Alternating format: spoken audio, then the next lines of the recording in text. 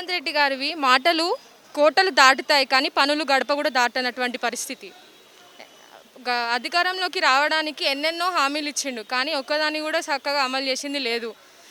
కేవలం ఆయన పదవులను ఆశించడానికి ముఖ్యమంత్రి కావాలనే నిరుద్యోగులని మోసం చేసి ఈరోజు సీఎం అయిండు ఆయన.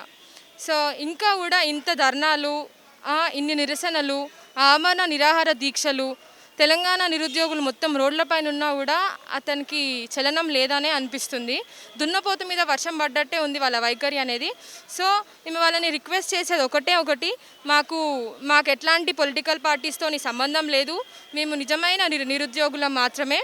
సో మీరు మాకు ఈ ఇష్యూని పొలిటికల్ చేయొద్దు, మాకు గ్రూప్ 2, 3 పోస్టులు పెంచి డిసెంబర్లో ఎగ్జామ్ కండక్ట్ చేయాలి. అంటే మీరే అన్నారు కదా ప్రజాపాలన ప్రజాప్రభుత్వం, మీరు చెప్పినట్టే వింటామని.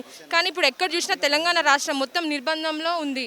ఎక్కడ చూసినా పోలీసులతోని అక్రమ అరెస్టులు చేపించి అందరినీ బాధ పెట్టే ప్రయత్నం చేస్తుంది. సో ఇట్లాంటి అన్నీ చేయకుండా మా దగ్గరకు వచ్చి మాతో చర్చ జరిపించి మా డిమాండ్లు ఏందో తెలుసుకొని మాకు న్యాయం చేయాలని మేము వాళ్ళని కోరుకుంటున్నాం. అయితే ఇదే 2-3 రోజుల క్రితం రేవంత్ రెడ్డి గారు మాట్లాడుతూ రాష్ట్రంలో కానీ లేకుంటే ఎక్కడ చూసినా కూడా అసలు ఒక్క కేసు లేదు, నిరుద్యోగులు ధర్నాలు లేవు అని చెప్పేసి మీ వెనుక అయితే గత ప్రభుత్వం ఉండి నడిపిస్తున్నారు, మిమ్మల్ని ముందుంచి వాళ్ళు వెనుకలు నడుస్తున్నారని చెప్పి రేవంత్ రెడ్డి గారు మాట్లాడారు. సో దీనిపైన మీరు ఏం చెప్పాలనుకుంటున్నారు?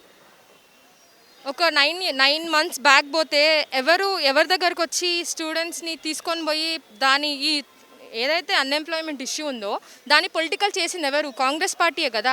అది అందరికీ కనిపిస్తుంది, వినిపిస్తున్న నిజమే. ఇప్పుడు ఎవరి ట్రాప్లోనో ఉన్నామని ఈ సమస్యని తప్పుదవ పట్టించే ప్రయత్నంలోనే వాళ్ళు ఎప్పుడు చూస్తున్నారు కానీ సమస్యని పరిష్కరించాలనే ఆలోచన వాళ్ళకి ఏమాత్రం లేదు.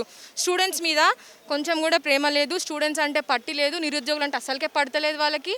నిరుద్యోగుల మీద ఎందుకంత కక్ష సాధిస్తున్నాడో అర్థం కాదు. ఈరోజు నిరుద్యోగులు లేనిదే ఆయన ప్రభుత్వంలోకి వచ్చిండా? లేదు కదా.